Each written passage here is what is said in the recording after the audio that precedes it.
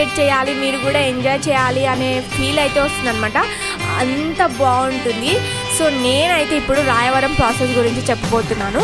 Late చేయకుండా ఈ ఊరు అదేనండి నందవరం రాయవరం గురించి మాట్లాడుకుందాం పదండి. నేను ఇప్పుడు స్టోరీ చెప్తాను. ఈ స్టోరీ కూడా నాకు ఆ ఊళ్ళో ఉన్న పెద్దవాళ్ళు అయితే చెప్పారనమాట. ఆ స్టోరీనే మీకు చెప్తున్నాను.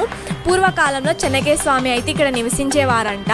సో చెన్నకేశ్వర స్వామి అంటే మరెవరో కాదండి, విష్ణు రూప స్వరూపమైన వెంకటేశ్వర స్వామినే. వెంకటేశ్వర స్వామికి మరో పేరే చెన్నకేశ్వర స్వామి అనమాట. లైక్ మన గ్రామాలలో మన ఊర్లలో చెన్నకేశ్వర స్వామి కళ్యాణం జరుగుతుంటుంది కదా.